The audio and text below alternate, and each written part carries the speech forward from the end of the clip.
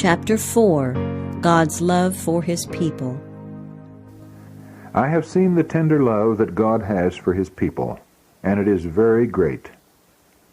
I saw angels over the saints with their wings spread about them. Each saint had an attending angel. If the saints wept through discouragement or were in danger, the angels that ever attended them would fly quickly upward to carry the tidings, and the angels in the city would cease to sing. Then Jesus would commission another angel to descend to encourage, watch over, and try to keep them from going out of the narrow path.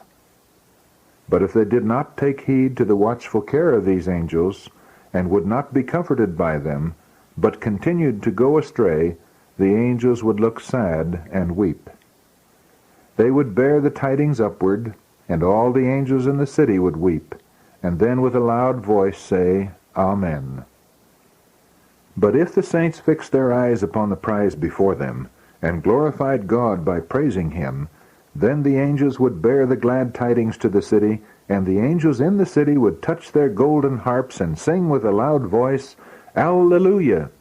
And the heavenly arches would ring with their lovely songs. There is perfect order and harmony in the holy city.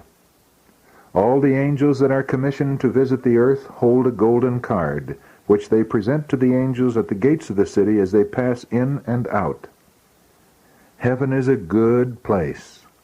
I long to be there, and behold my lovely Jesus, who gave His life for me, and be changed into His glorious image. Oh, for language to express the glory of the bright world to come! I thirst for the living streams that make glad the city of our God. The Lord has given me a view of other worlds. Wings were given me, and an angel attended me from the city to a place that was bright and glorious. The grass of the place was living green, and the birds there warbled a sweet song. The inhabitants of the place were of all sizes. They were noble, majestic, and lovely. They bore the express image of Jesus, and their countenances beamed with holy joy, expressive of the freedom and happiness of the place. I asked one of them why they were so much more lovely than those on the earth.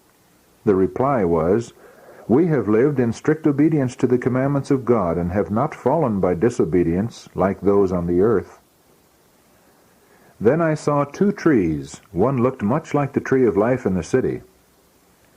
The fruit of both looked beautiful, but of one they could not eat.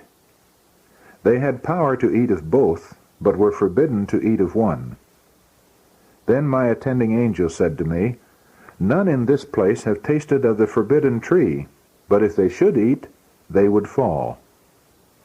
Then I was taken to a world which had 7 moons. There I saw good old Enoch, who had been translated. On his right arm he bore a glorious palm, and on each leaf was written, Victory. Around his head was a dazzling white wreath, and leaves on the wreath, and in the middle of each leaf was written, Purity.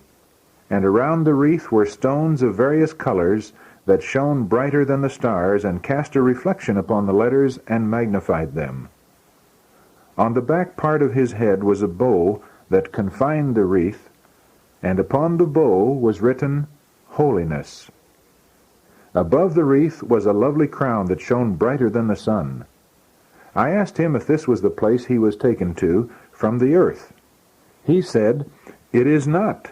The city is my home, and I have come to visit this place. He moved about the place as if perfectly at home. I begged of my attending angel to let me remain in that place. I could not bear the thought of coming back to this dark world again.